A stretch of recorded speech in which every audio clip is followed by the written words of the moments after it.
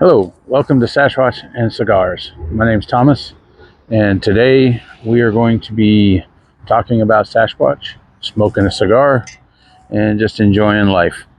The cigar that I'm smoking today is the My Father, the Judge. I wrote some notes down about the Judge. This particular cigar is originated in Nicaragua. It is full. It's with Nicaraguan binders and fillers from the Garcia family estates. It's an Ecuadorian Sumatra wrapper that says it's a full-bodied cigar. Notes of earth, leather, nuts, sweet cocoa, and a peppery spice. It's box pressed, and suggested pairings are aged rum, caramel rich bourbon, or dark roast coffee. It's the middle of the afternoon, so I'm not going to be drinking any alcoholic beverages, but I have paired it with a dark roast coffee, which I subsequently put cream in because I like my coffee with cream.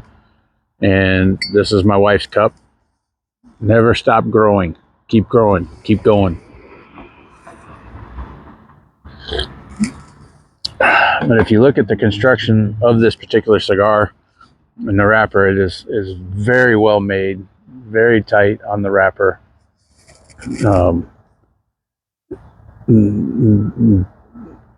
The construction is nice and firm. The smell is good. My preferred way to cut the cap of the cigar is with a punch cut. That is just punch it in. I just like that it gives a little bit of a nub on the end, like that. Gives a good draw. So let's get this lighted and we'll toast the foot and we'll go from there.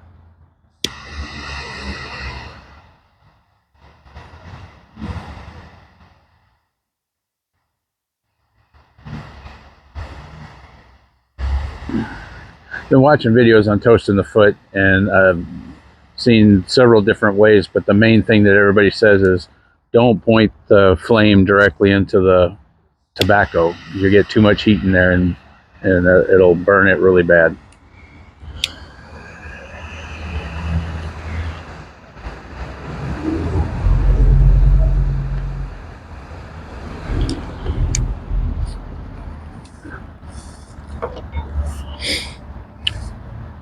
Let's give it a good first draw.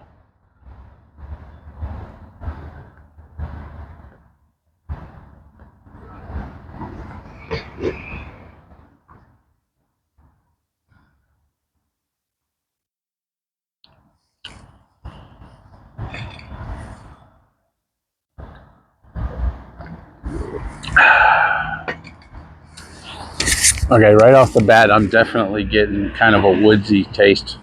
I've said it before, my palate is still kind of new. I've only been smoking cigars for about a year. I'm not sure I'm catching leather, although I've never tasted leather, so I don't know what it tastes like. But I definitely get earthy notes from it. So I see where they're talking about that.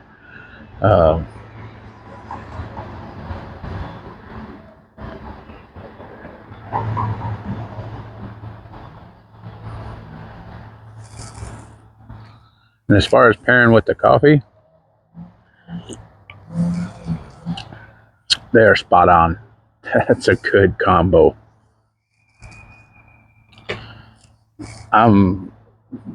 Tried the My Father Blue. I did not like it that much, but this My Father the Judge, this is a quality smoke. It's really good cigar. The flavor is not overpowering. The taste is not strong. When they said it was a full-bodied cigar, I was thinking that it was going to be way strong, but this is not strong at all. It's got just delivers a good smoke. The burn is pretty even so far. we will notice that as we get into the first third of the cigar.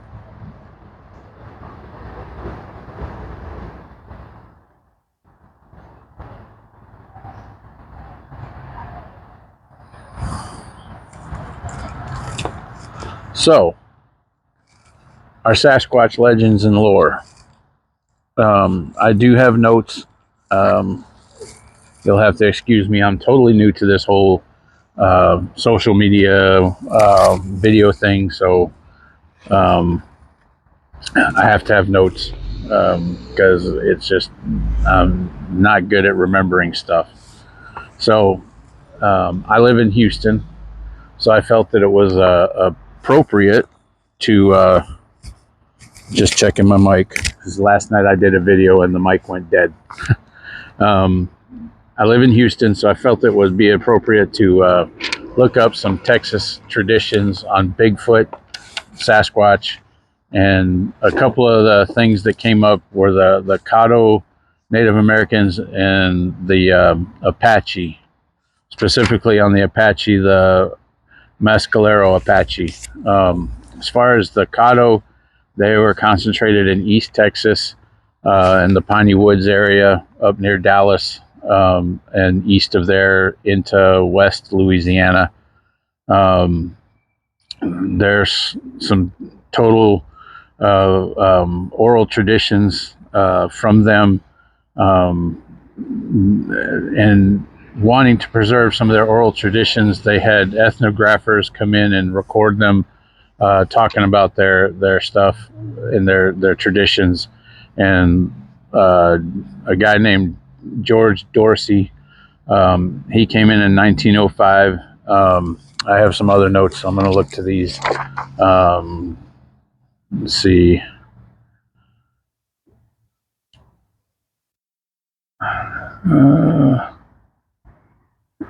He's from the Field Columbian Museum, and he's got traditions of the Caddo. And he basically, when he did his recordings and his interviews, he interviewed tribal elders, and they all told similar stories of wild forest people covered in hair, lived deep in the woods and the swampy areas, physically powerful, very tall, walked upright, had a large musky scent, and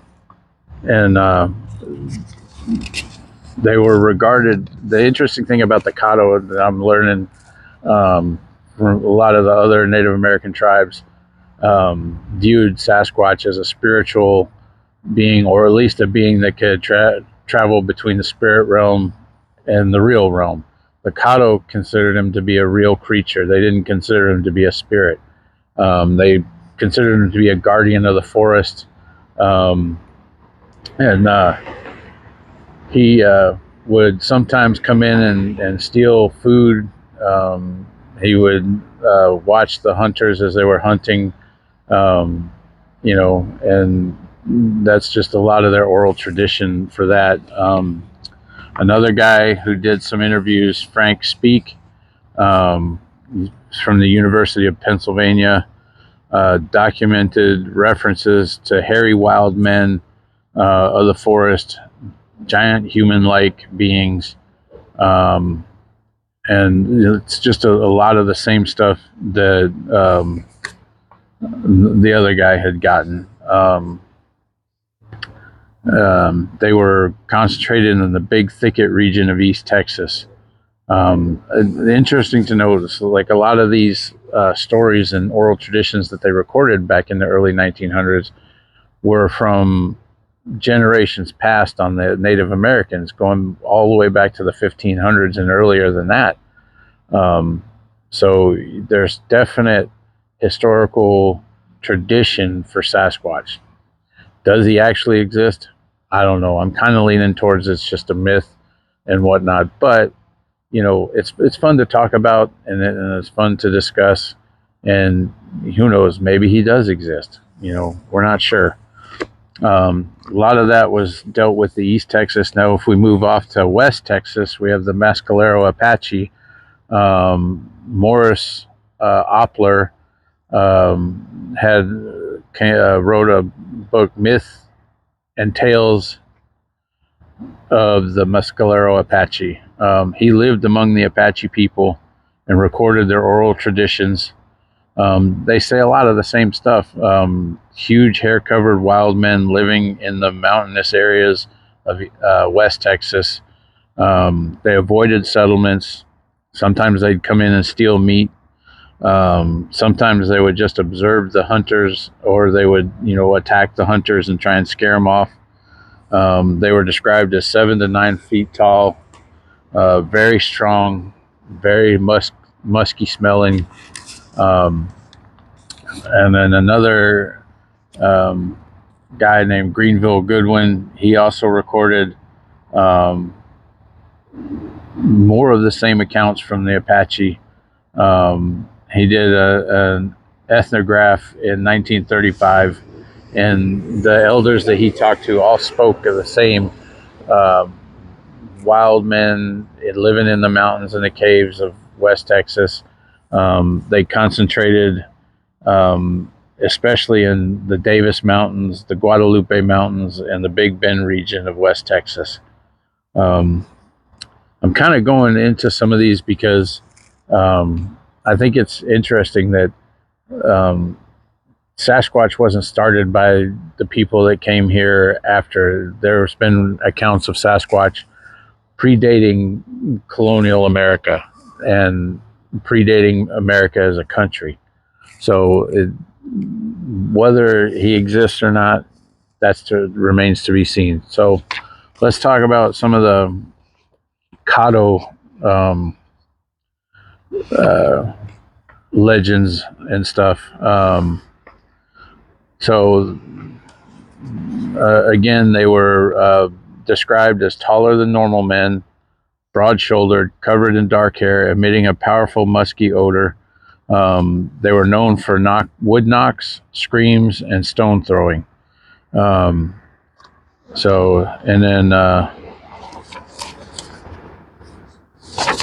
interesting historical sightings. In 1856, the Caddo Gazette reported reports of a giant wild man seen near swamps and swampy margins. In 1870 to 1900, East Texas settlement journals frequently mention wild forest giants. 1960s to the present, Caddo Lake sightings explode. The Caddo Gazette, had always putting out stories of people seeing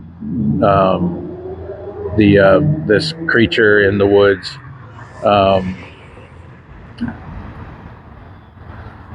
One of the stories was called the Red River Wild Men, Caddo territory. It's the early 1800s. Red River Basin, primary homeland of the Caddo Confederacy.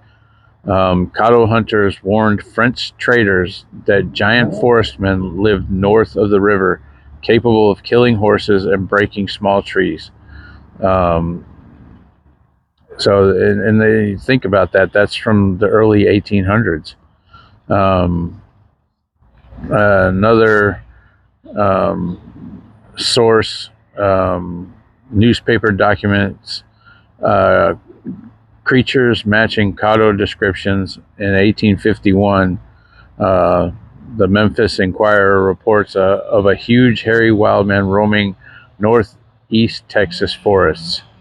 And then in 56, it goes back to the Caddo Gazette, describes a 7 to 8 foot tall, hairy covered creature, terrifying livestock and farmers.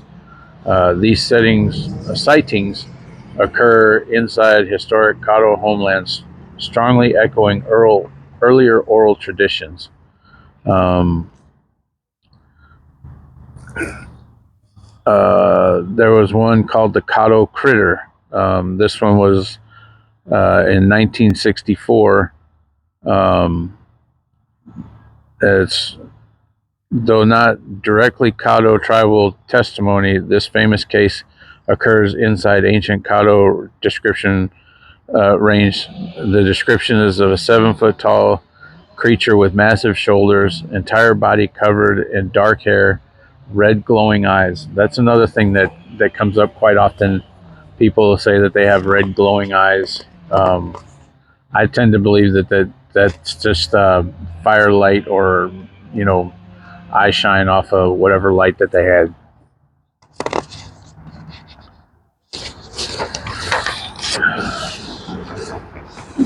And also, they were said to have had a foul odor, um, and that seems to be a common theme with these sightings. Is the creatures are considered to be covered in hair, foul odor, very tall, and you know, not necessarily aggressive, but you know, if you get into their territory, they tend to throw stones at you.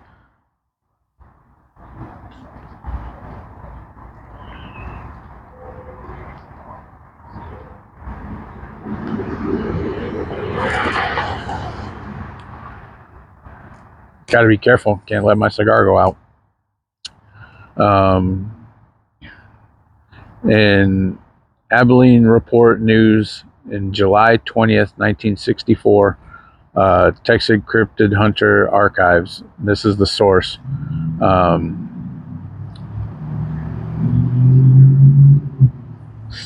And more sources are like pre-settlement records, all the way to modern sightings. Pretty much everything is all similar from there on out. They Caddo traditions through modern reports all describe a very tall 7 to 9 foot creature, full body, smell, knocks and screams in the woods.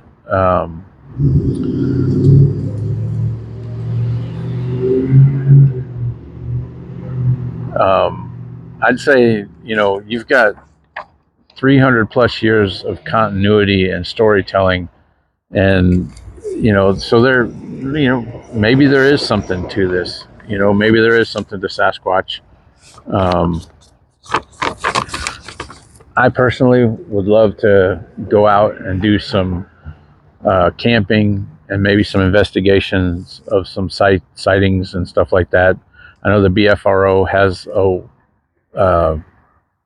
a web page that you can go to, and they log all the sightings that have been reported to them. If it warrants it, they'll send a researcher out there to investigate it and you know, document whether it was an actual sighting. They'll interview the people that, you know, the witnesses. So there, you know, there's definitely a lot of information out there. Excuse me, I'm going to take a drink.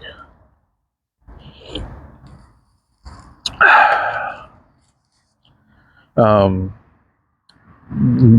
little bit about myself. I was born in North Carolina. I'm not considered a native Texan because obviously I wasn't born here. My father worked in the nuclear power industry, and we moved all over the place. And so right after I was born, we moved up to upstate New York and lived there for a while, and then just started bouncing around across the country. Pretty much every place that we ever went, Dad would always take us camping. That he was a big outdoors person. He loved camping, and he loved fishing. Uh-oh.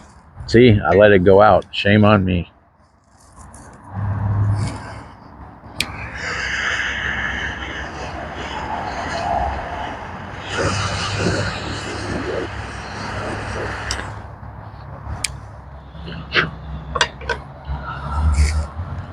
Anyways, back to my dad. So he was, like I said, he was big on doing camping, being in the outdoors.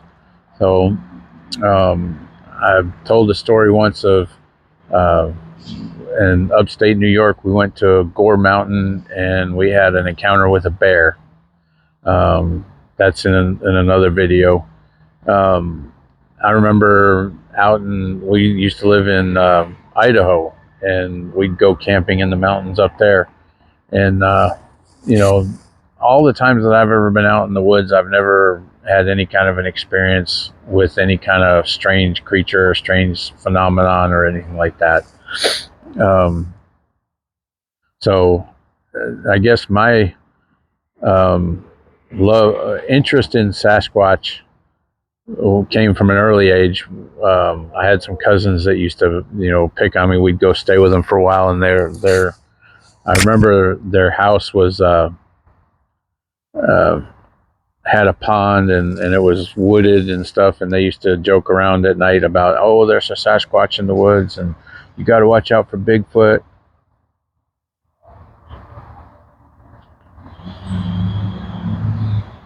And so I think that's, throughout the years, I've never really researched it heavily or anything like that. And like I said, it's just something that's always piqued my interest. And then about a year ago, I actually got into smoking cigars. And I thought a couple of weeks ago, I was like, you know what?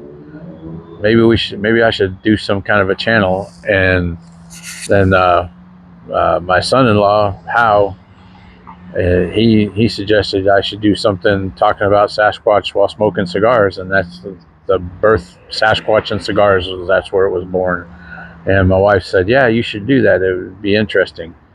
And so that's where we're at, and that's why I'm doing this. Again, like I said, being that I live in the Houston area, I'm not too close to any real wooded areas. I'd have to drive at least an hour and a half away to get anywhere. But I would like to try and plan some type of outing up to the Piney Woods area, try and find some places to go and camp and maybe do like an overnight adventure or something like that. I wouldn't go alone. I would take somebody with me. I feel that's common sense. You should never go camping or hiking alone.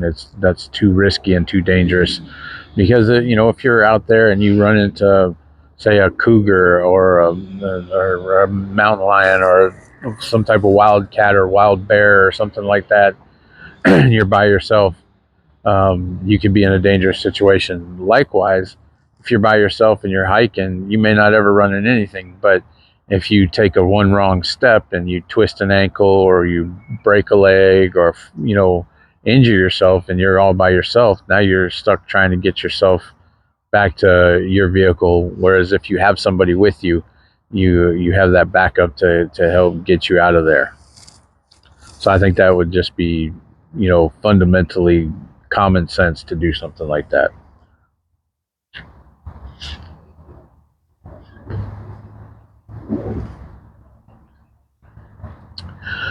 Anyways, so back to the cigar. So far, the first third is going well. The burn, again, is nice and even. This is a good smoke. This is a good cigar. I'm thoroughly enjoying it. I think I'm gonna end the video there. The next video I do will probably be just a video talking about Sasquatch. So it might be shorter. I got to do a little bit more research. I want to look up actual stories and dive into those and see what you guys think. Likewise, if anybody watching this has any kind of weird story or experience that they've been camping or fishing and had some kind of weird thing happen that they just can't explain, leave it in the comments, and I'd love to read what you guys think. Also, hit the subscribe button, smash the like button. Those things are going to help my channel. As I go forward, I'm going to hopefully get a lot more on time with content, have more content coming out more regularly. Like I said, I'm new to this, so everything is just kind of a throw together thing. I'm actually using my cell phone right now to record this. My wife was gracious enough to let me borrow her microphone. Um, and anyways, um, uh, yeah, we'll talk to you guys later. God bless. Yeah.